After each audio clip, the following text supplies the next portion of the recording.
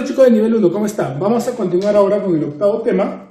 Bueno, en este caso vamos a hacer el repaso número 2, correspondiente al segundo bimestre. ¿Ok? Muy bien. Se han propuesto 20 preguntas que vas a tener ya en tu material, ¿sí? Bueno, voy a resolver yo las preguntas impares y tú vas a resolver las preguntas pares como tarea. Muy bien, primera pregunta me dice, es un ejemplo de materia condensada. Muy bien, recordemos que Albert Einstein divide, ¿no?, la materia en dos grandes grupos, como materia condensada y como materia dispersa. La materia condensada es todo aquello que posee masa y volumen, por ejemplo, una piedra, un cuaderno, etc., ¿no? Mientras la materia dispersa viene a ser toda manifestación de energía, rayos infrarrojos, rayos ultravioleta, etc. Dentro de mi relación, a ver, calor dispersa, rayos X dispersa, rayos ultravioleta dispersa, radio, una radio vendrá a ser una forma de materia condensada. Respuesta a la D. 3. Indica el número de átomos para el anhidrido sulfúrico. Muy bien. En tu lista de compuestos químicos con nombres y fórmulas tenemos ese compuesto justamente, que viene a ser el anhidrido sulfúrico. La fórmula de ese compuesto viene a ser el SO3. Ahora, si nosotros estamos preguntando o queremos saber la atomicidad de este compuesto, obviamente simplemente será 1 más 3, 4. Por lo tanto, 4 vendría a ser la alternativa A. Muy bien. Pregunta número 5 me dice, conocido como gases de efecto invernadero. Muy bien. Cuidado que me diga solamente metano, ¿ah? O perdón, dióxido de carbono o anhidrido carbónico.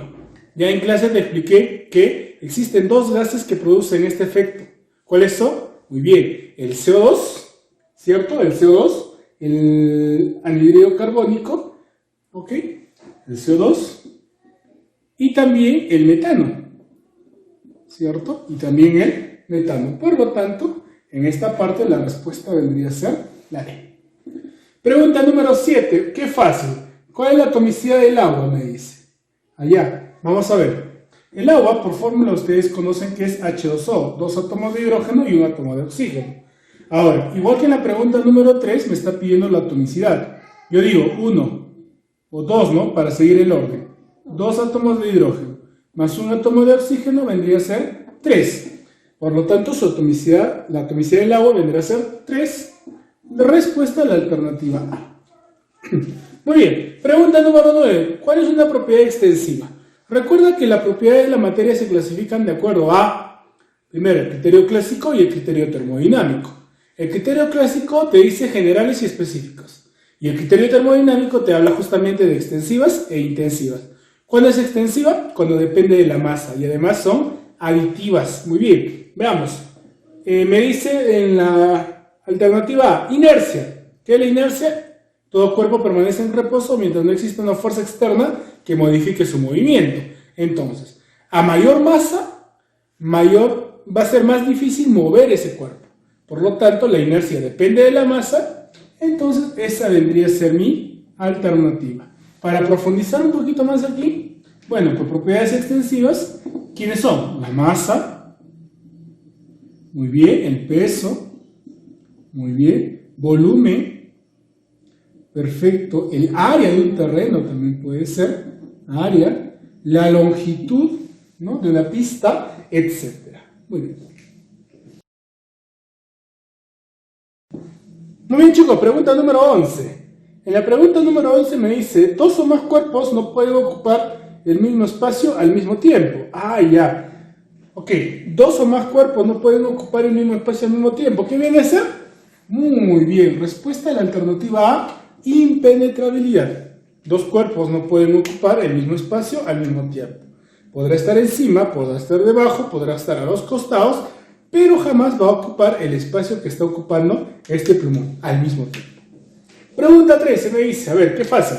Padre de la tabla periódica. Muy bien, recordando el padre de la tabla periódica, ¿cierto? Empezamos con Dobereiner, que hace las triadas. Ordena los elementos de 3 en 3. Luego llega Newland, ¿cierto? Newland propone las octavas, pero ordena los elementos de 7 en 7.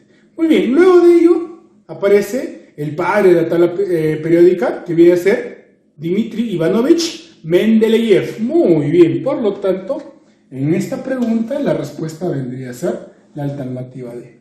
Muy bien, vamos con las tres últimas preguntas. Pregunta número 15. La pregunta número 15, mira, justo hemos hablado de eso.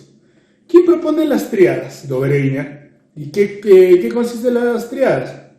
El peso atómico del átomo central es igual a la semisuma de los otros dos. Muy bien. Entonces, Dobereiner corresponde a la alternativa B. Muy bien, vamos con la pregunta número 17. Identifique un elemento alcalino, me dice. Allá. Recuerda que los elementos alcalinos son los elementos del grupo 1A, pero el hidrógeno no se considera dentro de esta lista. Mucho cuidado. Como ya dijimos en clase, ¿cierto? El hidrógeno es el único elemento dentro de la tabla que no tiene familia. Entonces seguimos. Será litio, sodio, potasio, rubidio, cesio y francio. Incluso hemos trabajado una mnemotecnia, ¿cierto? En clase. Muy bien.